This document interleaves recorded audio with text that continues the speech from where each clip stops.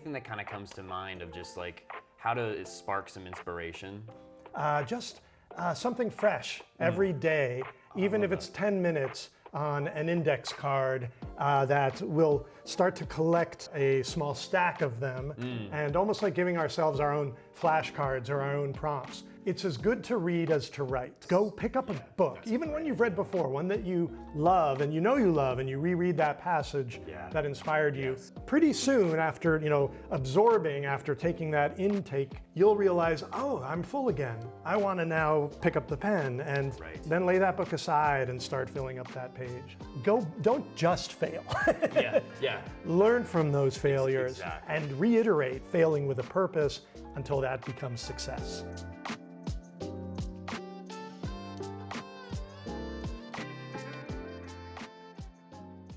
Welcome to Creatives Talk Shop. We are with Bobby Arellano today. He is a dear friend of mine, a colleague as well at Southern Oregon University. He's a fantastic professor. He is more known though as a creative writer, published author, and a hell of a musician. Thanks. Bobby, it's been just on my list and on my mind to have you here since I came up with this idea to just talk a little bit more, get to know you a little bit. And I realized when I started to map out sort of my outline of Bobby-isms and things, and I realized, man, like I don't actually know a lot about you. We spent so much time, in school and how you help other, students. Like you spend a lot of time helping them out. And we don't get to know a lot about you. So in some capacity, I think this will be kind of cool for some of your current students too, to learn a little bit more. But I would love to sort of start where what got you from where you were to where you are today. Let's dive into the Bobby Arellano experience. I really appreciate that, Jared. Thank you. And it really is a privilege to call you colleague, because working with you together at Southern Oregon University it keeps me coming back every day. So you're doing a great job, and I hope you stay there and the students get to keep learning from you for a long time. Funny that you pulled out the big three for me too, teacher, artist, musician. I think I can pinpoint particular moments. I'll probably save teacher for last. But author was, as a kid, 6, 7 years old, my friend John Sweeney and I, hey John, would make up stories, but not just tell them and or write them down. We would record them on an old boom box and pressing pause and inserting sound effects with like my old plastic pinball machine. And that was, I think I still have some of those tapes, my first podcast. It's like old school DJing almost, right? Like for sure, making the mixtape. The mixed, mixed word tape. One of a kind, for sure, yes. That's awesome. No digital reproduction possible, much less allowed. Musician, there was a moment in college where the freshman dorm I was living on, my next door neighbor was a guy from Louisville, Kentucky, who I just immediately hit it off with. And at the time, he told me he was interested in acting and possibly becoming a performer in the musical industry. And his name is Will Oldham, better known among folks who know the unknowns as Bonnie Prince Billy. He's recorded and toured with Bjork and Eddie Vedder of Nine Inch Nails, and Johnny Cash famously covered one of his tracks on those American Songs recordings produced by Rick Rubin. I still am in touch with him, just had a conversation with him last week, and he invited me back in the day when he was touring. In fact, he was one of the original acts on the Lollapalooza tour. Oh, cool. The great Gen X kind of happening of the turn of the century. And I got to perform with him everywhere from, on the BBC Radio 1 John Peel show to stages across the United States and in Latin America and across other parts of Europe. And ever since then, I don't quit my day job, but I have a second. How old were you in that age? 20, or that range? Yeah, I met him when I was 19, and we started just jamming together in the dorm. Nice. He hit it big in the, around the time we were both in our mid-20s, and that's when we started touring. And in fact, just last year, I was able to join him because we were in Chicago at the same time at a big outdoor music festival on the lake and play one of those original recordings from his one of the top 10 indie records of the last century, according to Pitchfork magazine, was I See a Darkness. And I recommend it. It's a good way in to the incredible oeuvre of over 20 albums and any number, hundreds of singles that Will Oldham, AKA Bonnie Prince Billy, my friend and partner in music, has produced. You can hear Bob Arellano's crazy, crazy, crazy guitars. He's a crazy guitar player, just a crazy guitar player. You know, and I don't mean crazy like someone would say, oh, Slash just laid down this crazy solo, but more almost unhinged. Like listening to his guitar playing over the past couple of days as I've listened to I See a Darkness, it makes much more sense now than it did then. And still now, it doesn't make complete sense, but it makes a lot more sense now, which is often the case when I'm playing with people who I love, and I love the way they look at the world and the way they listen to music and make music. Things make sense in a way that is not traditional, but can't be ignored or denied. And that's Bob Arellano's musicianship. I just need an evening with someone nice to have me all around. It's kept together.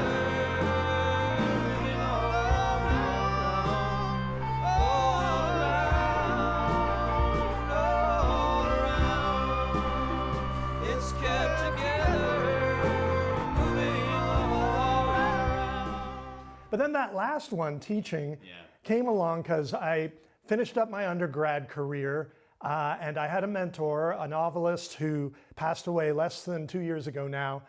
We celebrated him recently at Brown University where I went for undergrad. Robert Coover. He recruited me for that first class I ever taught as a TA, as a teaching assistant. Very cool. It was a lot like when I met you, Jared. He saw something in me. I still don't know, was I worthy? I'm not sure. But I think he realized that energy, that infectious kind of do something. Yeah, let's make something. Yeah. And that I feel like I've been able to pass along, but you've then taken and run with. Yeah. And a few others, very few, but ones who get the bug and like to feel like if I can give a little of that energy, that mojo that let me become an author, that let me become a musician, let that pass it on, then that's even as good as having my own book published or getting an award for some recording or something. So, well, and you have 7 published. Yes, that's books right. As well, The first one is the internet's first interactive novel. It's celebrating its 30th anniversary. Wow. That's true. Gosh, 96 to 26 this year, this summer. And I hope to work with the Computer History Museum and the Internet Archive. Cool. It's still online, Sunshine 69. Sunshine 69. Sunshine 69. And sunshine69.com. Cool. It was a novel. Robert Coover was my thesis advisor. It was my master's thesis. Then I met Johnny Temple, who turns out some of my students still, if they were around in the grunge or if they're rediscovering the grunge emo era, they know about this band Girls Against Boys. He was the bass player for kind of a band that around the time of Nirvana was on the Geffen Records sort of like explosion of indie rock. And yet, unlike a lot of people of his generation, he didn't blow it all on drugs and vice.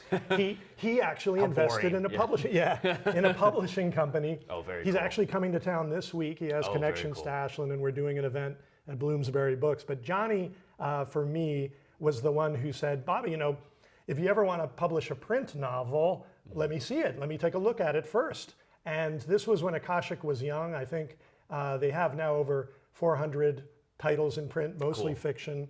But I was AK009, I think the 9th book they ever published. The first Elite 10, And that was a print novel called Fast Eddie, King of the Bees, and it was published 25 years ago. So it was 5 years after that internet novel. I did 5 more after Fast Eddie, 4 of them with Akashic, one with a West Coast press called Soft Skull that does graphic novels. Very cool. And this one was a graphic novel. And you can find them all on online, but also ask for them at the bookstore, find them at Barnes and Noble, and if you come by my office, I can give you a signed copy. So many people, especially here locally, will know you as Bobby Arellano of the Emerging Media and Digital Arts program at SOU, exclusively at Southern Oregon University. And that was something for me, obviously, that's my tie to you, and it's very near and dear to my heart and your heart, obviously, in different ways. But let's walk through and kind of open up what that book might look like. And I'll start by saying, back in the day, at least before it was started, I'd walked in my graduation with the minor, the first minor that was available in Emerging Media Digital Arts, EMDA. And at the time, SOU did not have something for kind of this new age emerging media with the digital arts perspective. How did that come together in your imagination, or how did that all come together, I guess, conceptually to reality? Wow, that's a great analogy, because in fact, you remind me of something I haven't thought about in around 15 years, which is that in the job interview, I remember getting screened on the phone and then being invited to campus for 3 days of sample classes, a lecture, and then closed door committee, grilling questions, all this stuff. The chair of the search committee, who's our dear friend and my colleague still, Professor Miles Anata, asked he said, look, the school wants something interdisciplinary. We don't want just 6 different digital programs, one in the art department, one in cinema, one in computer science, and maybe another one in music. We want this thing, we don't know what it's going to be called, but I think they already had been kicking around words like new media, multimedia, and then when they said emerging media, I said, that's the one. Because we don't know what it is yet. Totally. Well, it's so funny you say that, because I forgot about that. You kind of had to, it wasn't a choose your own adventure. It was you have only 3 or 4 options, and they were never quite, it felt like you said, it's interdisciplinary, but it wasn't quite focused enough in a specific craft. It was more of here's just an avenue along with a bunch of stuff you have to put in your backpack that you probably will not or need to use. So true. We had one course, and I think it's the one you took, called Digital Media Foundations, or DMF. DMF, yep. And by the way, spoiler alert, in the course of the 2 years after they hired me, we went from 0 to 32. Wow. I helped with a fantastic faculty, including Miles and then David Bethel and others, build it up with about 6 or 8 courses in the second year, and then 20 more courses in the third year to build the major and come up with the first. And still, I think in the state, in the whole PNW, unique interdisciplinary digital production program. Absolutely. But my answer to Miles back in that interview was, well, you've probably noticed from my resume and all my work samples, I do some visual art, I do some photography and videography. I'm a musician, but I'm primarily an author, a published author. I did that first web novel, but I also work in print. And I think I'm going to approach it a little like a novelist. There's an interesting cast of characters across a half a dozen departments. There's a beautiful setting. I don't have to worry at all about my scenes. They're going to be in the most gorgeous place on earth. Absolutely. All we got to do is add a little bit of drama, a little plot, a little excitement. And they liked that answer, and they hired us on. And I really did approach it that way. In some ways, it's my 8th novel, the one I'm most passionate about, the Emerging Media Digital Arts Program, or EMDA for short.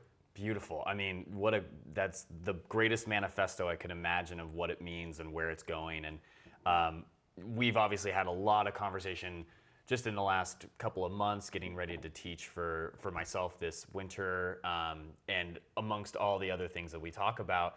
And one of the topics I remember we're always kind of crafting. It's I feel like EMDA never has a set foundation, or maybe it does, but it's always growing, it's always evolving, it's always emerging. And it was something to the effect of, and I'm going to butcher this, so pick up where I'm leaving off, but what was 2 years ago is completely different now. And it just moves so fast. I mean, you obviously set a really good foundation to keep it fluid, to keep it moving, to keep it perfectly subjective, while there's some objectivity to push it in the directions it needs to. But how do you take this idea that is meant to continuously change while obviously still offering something tangible? Yeah, thank you. Well, I think it takes a lot of work. We have to stay nimble. We have to continue to try to catch up with the crest of the wave and ride. And that's been exciting, I think, for all of us. I can speak for Dave and Miles and you, is that the fact that we want to be prepared for rapidly, what folks were calling disruptive for a while, and for rapidly innovating times is a good thing. It's kept us on our toes. It's kept us through some, well, I think 2, maybe now 3 financial crises at the university since I got there. Well, when I consider it's a novel, it's still being written. It's thousands of pages in. Yeah. I mean, and the twists and turns, this is probably the first time I've had a chance to speak with anyone publicly since just a few months ago. They tried to kill MDAC. Yeah, that's right. And by they, I know you know who you are. But I'm not going to name names. That just shows you how disruptive these times are. That folks think they're doing you a favor by sending you a Doge email on Friday afternoon saying, we think you need to justify your job. You have 3 days. Email us a 10-page report. Oh, gosh. That happens. Yeah. And we're ready. I don't know that every department was ready for that. And a few of them fell by the wayside that didn't deserve it. Wow. And yet, you know, I think when things are chaotic on the national and international scene, folks, even locally, can sometimes behave a little unpredictably. And therefore, you have to be prepared to pivot and be prepared to reinvent yourself. Although ultimately, and I think you saw this and were in fact one of our greatest advocates in this process, it was the alumni and current students who saved us. Oh, yeah. There were over 250 independent emails. Nothing was copy-pasted. Yeah. And Instagram reels. Yeah. And other forms of correspondence that came in that 3-day period, to the point where folks at the executive offices of the university were asking us, what did you do? What did you say? Why? How come? Will you please ask them to stop? Yeah. That's the rule, right? I don't stop until someone says, please. Right. Don't ever email me again. Yes. Yeah. Yes. Oh, okay. Then Good I'll back rule. off a little bit. Exactly. So glad we got to, and we are moving forward, and I know that the leadership is doing their best at a difficult time. And higher ed is in crisis across the board. Yeah. But I think we'll survive because of this, and the fact that it was built by the students and then the recent alumni, recent grads who became faculty, who keep saying, no, keep going this way.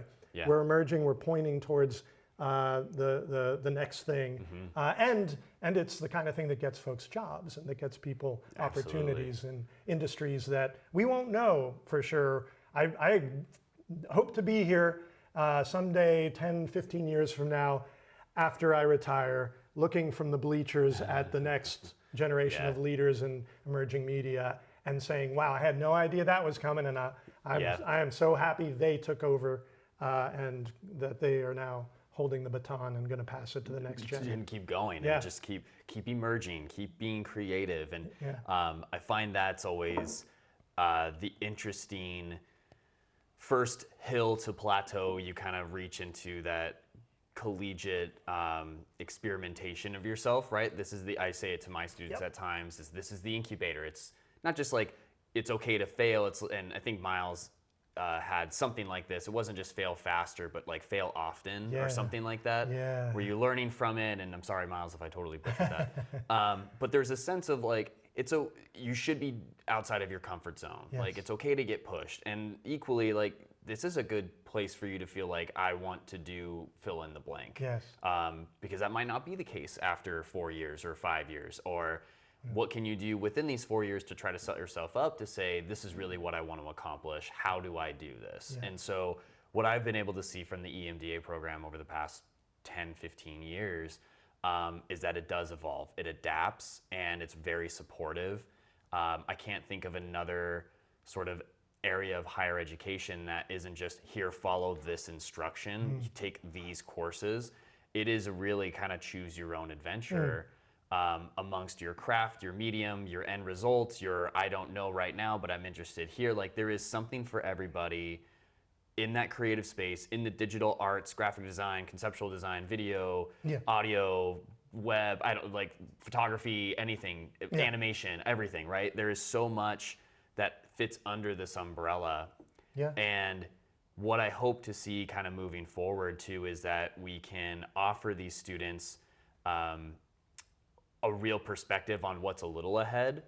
And we kind of do that, but a little, I don't know what to say, a little bit more is sort of subjective. And take this from me, there's a question in here. All right. But yeah, I guess it's sort of like, how do you maintain this sense of creativity once you're sort of, you've reached that goal and continue on now being, I'm not going to ask how many years after, but a few years after, and at the same time, you know, myself 15 years removed, I'm realizing, oh man, this sort of identity crisis, refining yourself, you know, this new evolution of who I am, what I'm trying to accomplish kind of happens, and I'm assuming it doesn't stop. Oh yeah. But yeah, I guess the question is, how do you keep that reinvention of yourself along with sort of feeding that creativity? How do you, Bobby, personally do that? And then would you sort of suggest that to anybody else? Nice. Well, you brought it right around. I was ready. I was ready to grab that rugby ball anyway and get piled on. And yet, I'll get to myself if I can. You gave me the opportunity to remember some great things about when you were still in the classroom and proving that we just want to get out of your way. When someone has that much of a motive to want to succeed and a vision, as you did and still do, that was what I always used to say that about when I'm doing my best teaching, I'm just kind of letting the energy of the students not have obstacles in that way. Yeah, and I can see that. And I remember, you know, a couple more call outs from the first couple of years of EMDA. We had Austin Gurwell, who's still in the area working at Blackstone Audio, world's largest independent audiobook producer, doing also ebooks, print books now, telling me things that I had no idea were coming in terms of we might have individuals creating 3D VR style games like we do now in Unreal Engine 5. All by themselves without needing hundreds of millions of dollars of a studio and motion capture. Yeah, that wasn't possible. Right? Yeah. And then the original MCon, the co-founders, Amanda Denbeck and Chaslyn Lovely, I remember out of our conversations, a phrase coming up that was like, you know, EMDA is the house of yes. I love that. I love it too. I love that. And it's I so took that true. from them, and I was just like, you know, I'm going to try to give you credit, but I'm plagiarizing that line. And that's why we just kept saying, if you've got it and you can work with whatever materials, our school of available resources we have here in our wonderful digital media center, or, you know, through the equipment checkout of our video production program at the time, then yes, please tell us more how this is going to evolve. And then finally, to circle back around to the fail faster, fail often. The second MCon, the very first one, we had a guest who's still a friend out of the Portland area, a designer named Jelly Helm. Oh, yes. And Jelly, studiojelly.com, really worth looking at. Clients including the Oregon Timbers, Football Club, Dr. Bronner's did the first rebrand in 100 years of that famous liquid Castile soap. Totally cool. And, you know, Starbucks on the side, campaigns for them, original Nike campaigns when he was still with Wyden and Kennedy. Jelly's a friend to EMDA. We give people that official title when they mentor us and visit our classes and give our students advice, for instance.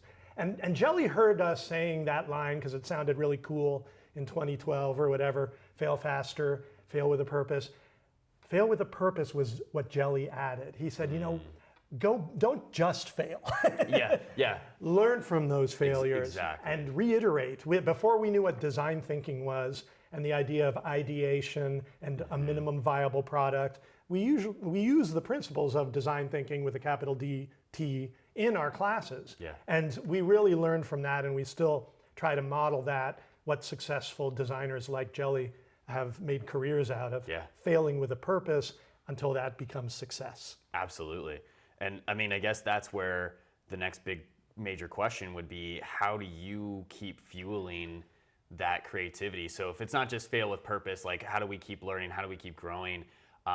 In some cases, I think most of us in that EMDA circle and those outside, obviously anyone watching has this sort of creative bug in them somewhere, somehow. How does Bobby keep being creative? Yeah, I think I depend on my friends for a lot. And I've mentioned Miles a couple of times already, but just the other day, Miles and I were learning some songs from a performance we're doing with our friend, the publisher, Johnny Temple. And I was, having a lot to process, and Miles was like, "Are you breathing?" He reminded me to slow down and breathe and that kind of thing. I guess I get by with a little help from my friends. Yeah, I've heard that's a good. Yes, it's a I good hope idea. you don't have to pay any royalties.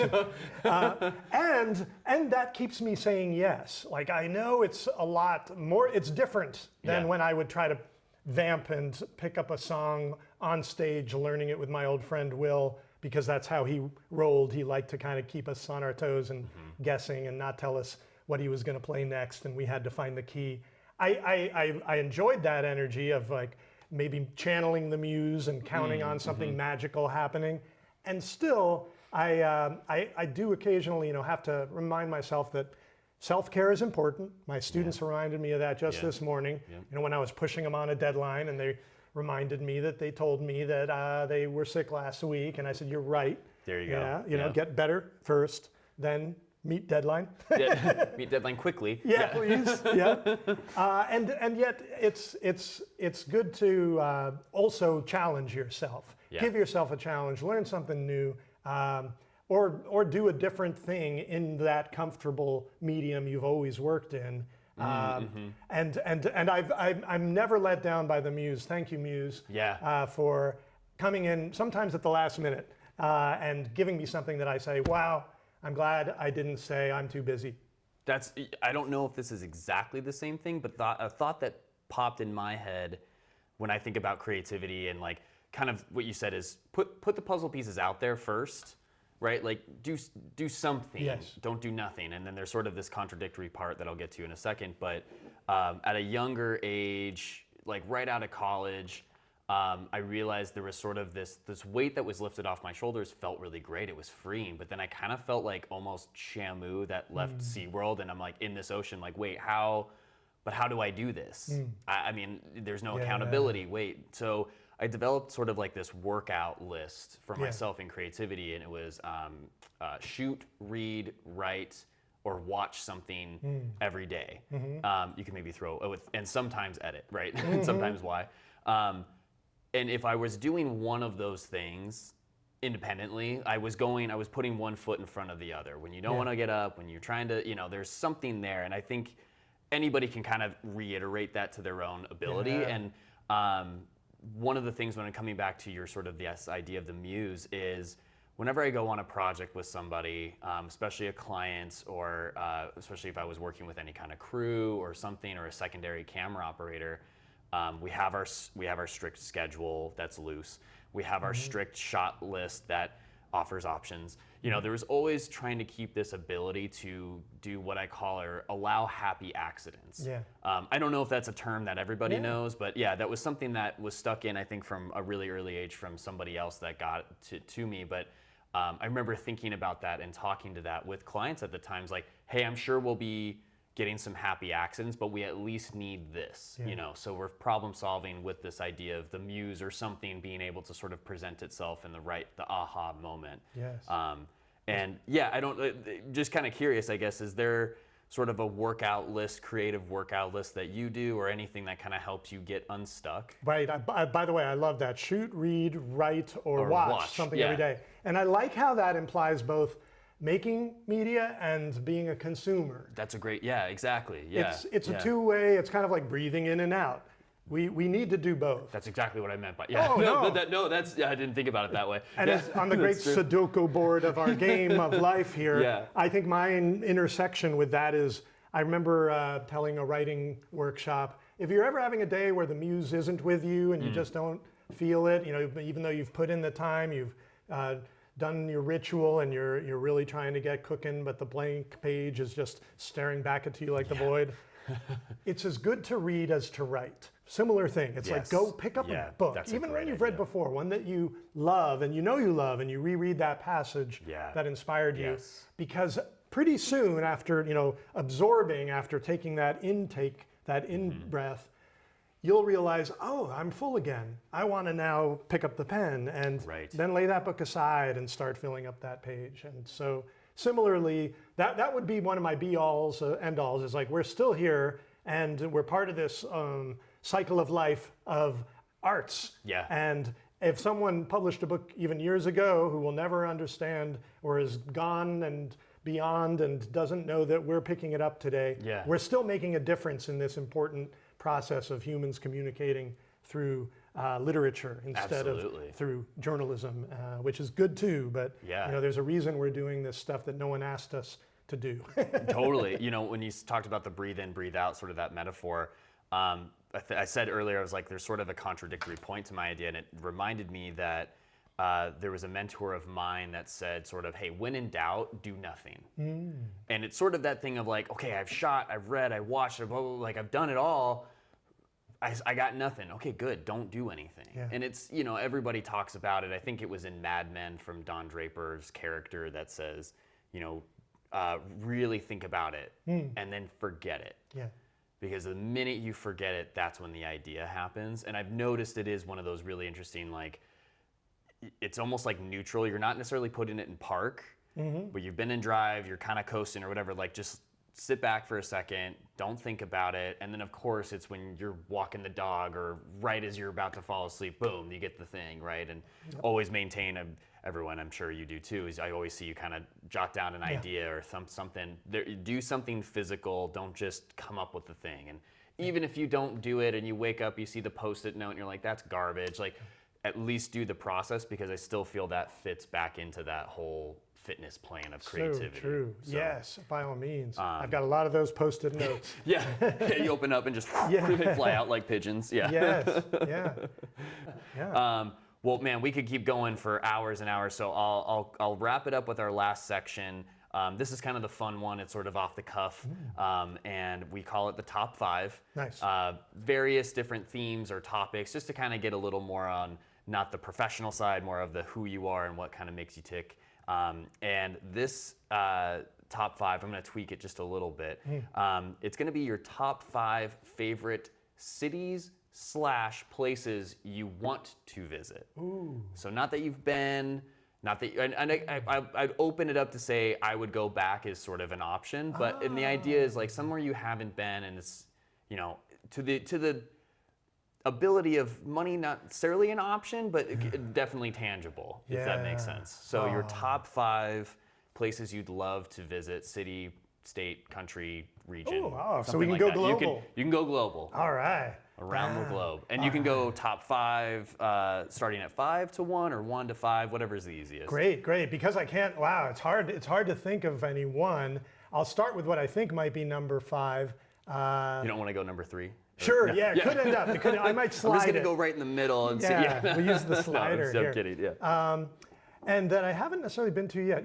I asked a student today because I definitely want to go to Alaska, and I was like, where should I stop? Where should I land?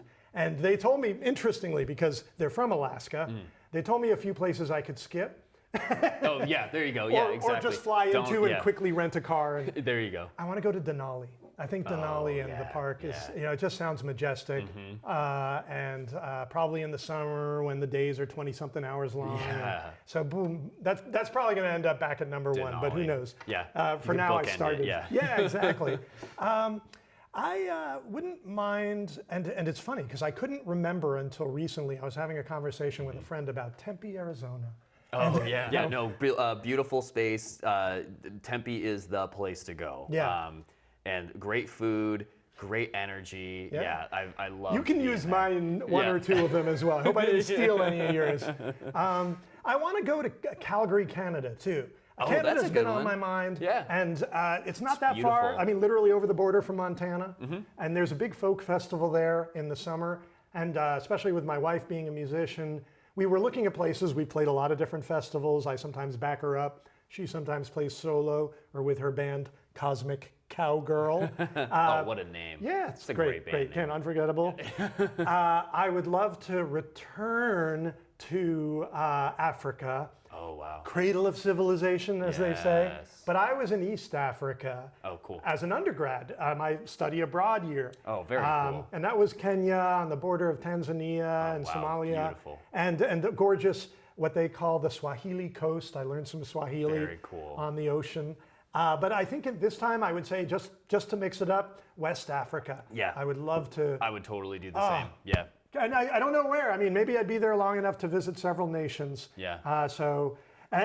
Frankly, somewhere I've never been, Asia, parts of Asia. I don't know where to begin, but how about Japan? There I'm you a go. little scared because weird things happen when you get a little older. You realize, I can develop a new phobia. Like in my case, agoraphobia. I don't like crowds. Oh, Yeah, fascinating. Like, yeah. like out of the blue. No, I get that. Like I used to be okay on city streets. I grew up in the New York City area, and I was in Manhattan as a 9-year-old walking around by myself when you still could, or maybe Yeah. maybe shouldn't. But Maybe you can. should. You're just, now you Again, crafted that. It's yeah. okay. It was okay. Yeah. My wife and I really want to go to Dubai, just for the sake of experience. I don't know if it's fully the adult Disneyland, but that wow, kind of situation, just something completely different. We want to do Dubai. I'll do number 4 is Japan as well. It's been on our list. The kids want to go. I really want to visit. My goal was to try to visit all continents before I die. I think it's pretty doable in the bigger picture, but the hard one's going to be Antarctica. That's on the list. That's so expensive. If I could get there and do a real excursion, I think I'd love more than anything to do a real documentary or something with my craft out there. Would just be chef's kiss. That would be up there. Number 2, I would love to see the Patagonia. So reverse. I've done Alaska. I've done the Yukon, so I've kind of seen that mountainous in the north, but I want to see the south and experience all of that, even parts of Argentina or whatever. So I'm saying Patagonia and the Chile, Argentina, that whole thing would be. I'll put that at number 2. Man, you know what's funny? All of these are kind of this. You could put them in any order, really, for me. And then number 1, oh man. It's funny because Morocco has been on my list. When you said West Africa, I was like, oh, that's funny. I'll throw that one up there, but I think that could kind of be a hodgepodge of any or all 5 of those. At any point, if that came on a potential radar to do, I would take any of them, That's so great. And then when you throw Morocco in there too, you can actually either get there from Spain or vice versa. Yeah. You can actually take a ferry boat. That's true. Across literally, from the top of Africa to the bottom of Europe. It's kind of amazing. That's nice. Well, we had our top 10 combined. Is a great. That's a hell of a scavenger hunt. Yeah. That's right. Circulate that. Bobby, truly, I can't thank you enough. Thank you so much. Thank you all for watching, listening. We're going to put all of Bobby's information down below. Any parting words before we? I subscribe and I hit each time. I can't wait. I can't believe I'm only the maybe 3rd or something. Yep, yeah. So I look forward to episode 103. I hope you'll have me back. That's it. Yeah. And I think we would both agree. Stay creative, people. Stay creative. Thanks, guys. Appreciate you.